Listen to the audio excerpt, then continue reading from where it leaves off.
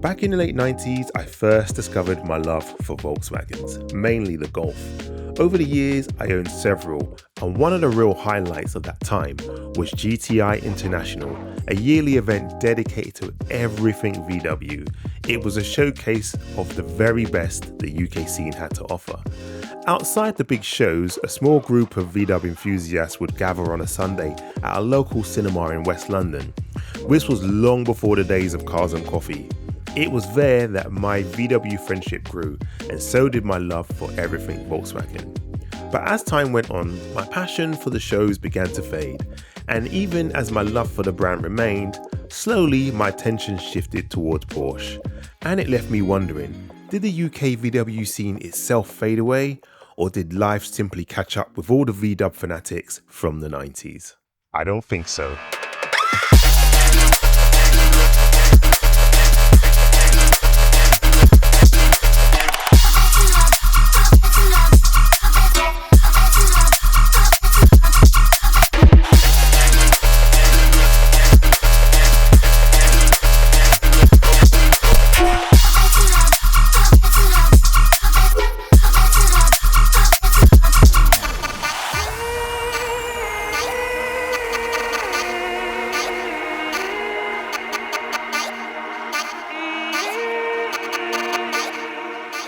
Looking at the turnout here, it's definitely not died down. There is a serious collection of cars.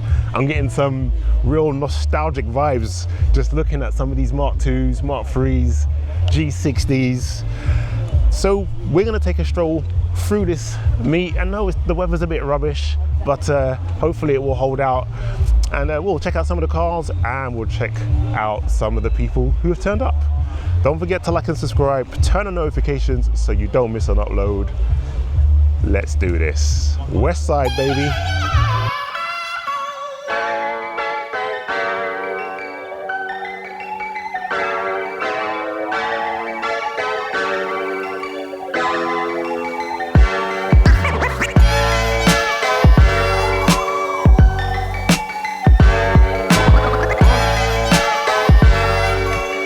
Mark 1 Audi TT.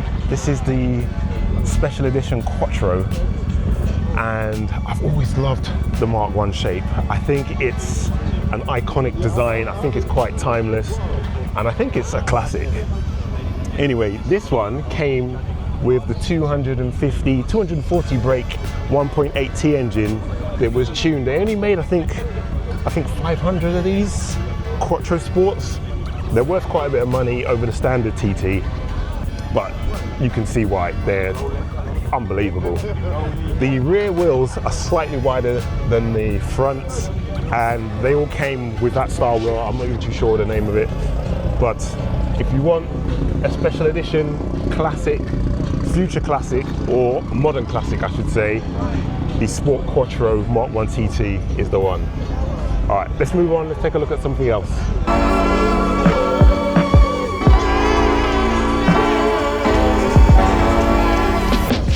Auto Body Technique. How you doing? How you doing, man? You good? Yeah, good, man. How's things? I saw you earlier on in your interviews. I was like, just scanning around. Anyway, nice to meet you. Lucky. Oh, no. Trevor. Nice. Rock, paper, scissors. Guys, I have a question to ask you. I just wanted to know your opinion of the scene, how it's changed over time in like the UK and London. What's your opinions of how the scene's evolved? Looking at the scene, it's always banging. The VW scene, you can't say the VW scene's dead. Yeah. You know?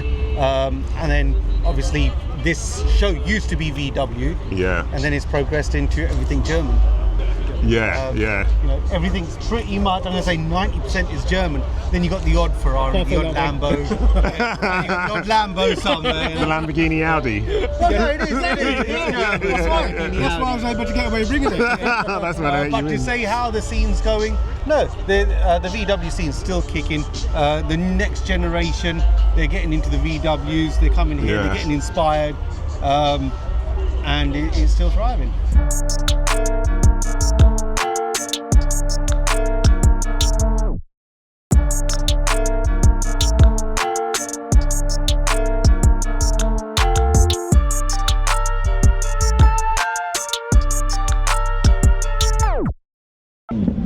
Right, let's take a look at this RWB 997.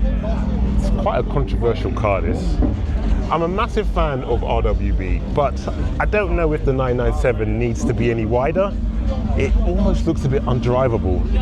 I mean, doing that to your car doesn't actually add any more performance. It's purely style and aesthetic. And it does kind of look nice, but I think if you was driving down a mountain pass with a standard 997, you'd leave this easy. This thing's too low. It's almost undrivable. You'll smash the front splitter. But it does look good though. It does look good.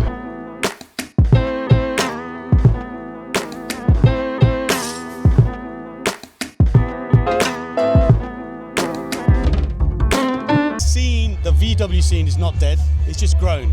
And just as Volkswagen now own Porsche.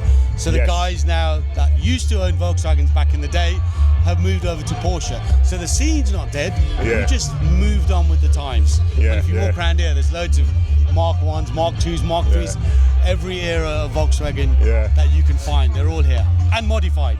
Because of ULEZ, do you think that's made a bit of an impact on like the classic car VW scene, like the Mark 1s and Mark 2s? Because some of these cars aren't really ULEZ exempt, so do you think that's sort of affected people's decisions to keep their classic Mark 1s and Mark 2s? Well, the Mark 1s are now becoming ULEZ exempt because they're 40 years old. Mark 2s aren't, but I think everyone's got used to ULEZ now. And guys that own Mark 2s, it's not their main car. It's the car that's in their garage. They take it out when the weather's not like it is today. And so in that sense, they'll pay the £12.50 or whatever it is that Sadiq Khan is charging at the moment. So I don't think ULEZ has affected it as it did 2.5 years ago when ULEZ first came out. People got accustomed to it and they use the cars for events, car and coffee events, so it doesn't really matter as much. Nice. And when is your next event? Because I've seen you guys are starting to do a few, and I keep missing them, so I need to know when the next one is so I can turn up. Our next one is October the 11th. It's a BMW Empower event. Nice. Saturday morning at HQ in Hayes. And I think we might hold one more at the end of the year in December. It's all weather permitting. But the next one is October the 11th. October the 11th? At our place, yes. Right, I'll be there. All right. So nice to meet you. I will see you on October the 11th. Nice one, cheers. Thank you so much. This has got to be one of the coolest cars here, guys. It's a 928, fully custom build, lowered, Porsche split rims. It must be on air. I have never seen a 928 this extreme before.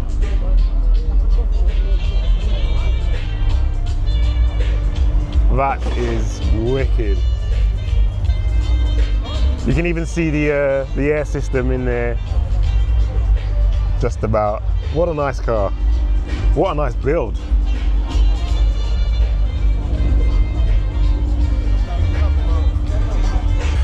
Over here we have an R32, the original OG R32 Mark IV. I always wanted one of these and never got a chance to own one. I think I've missed the boat. This had a 3.2 naturally aspirated V6 engine, and after the Mark IVs, what this one is, they then progressed to the Mark V R32s. This one's nice, man. Loving the stance on this. Same engine in the Mark IV R32, 3.2 V6. But then afterwards, when they made the Mark VI, the one I have, they switched to a 2-litre turbocharged engine due to emissions, EU regulations, blah, blah, blah, you know, all that sort of stuff. So they killed off the R32. These cars are still going strong. A lot of people turbocharge these now, and you can get sort of crazy figures out of turbocharged R32s. But yeah, lovely sounding car as well, lovely sounding engine. This was the original four-wheel drive Golf. This is the Golf Rallye. If it wasn't for this car, there would be no R32. There would be no four-wheel drive Golf. Volkswagen made this to take part in, at the time, was the sort of WRC. I think it was just after they banned Group B rallying, and then Volkswagen decided that they were going to go rallying, and then this is what they built. This is a 1.8 supercharged engine carrying the G60 badge, based on the Mark II, but yeah, added four-wheel drive. They also changed the headlights from the typical round Mark II headlights to these square ones. Widened the body, widened the stance, and these things are worth a hefty packet. This one's nicely looked after. Look, carbon wing mirrors there. They didn't come as standard. But yeah, Golf Rallye, they only came in left-hand drive.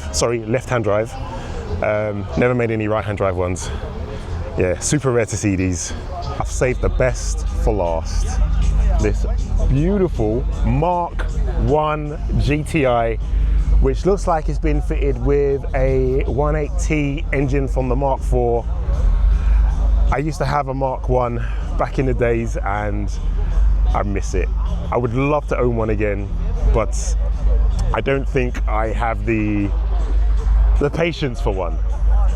As you can see, this person has left no stone unturned and has done everything that could be possibly done to this car, but it still looks OEM, which is what I love about the Mark I, and which is what I love about the Volkswagen scene. You know, you can do these cars up to the max, but still keep them looking OEM.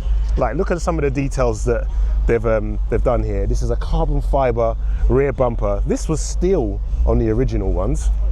If you come around the side, sitting on BBS rims. It's got Recaro seats with harness. Beautiful. Even the glass separator is done in carbon. I thought that would be just like a carbon wrap, but that's actually carbon. But yeah, this is beautiful. And even the front lip is finished in carbon as well. We've reached the end of the video. Thank you so much for watching. I hope you enjoyed this.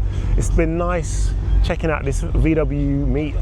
I do like going to car meets in general, but I do have a soft spot for the Volkswagen scene. And it's nice to see that the scene is thriving and bubbling. We'll call this one a day. I will catch you in the next video. Until then, take care. Peace.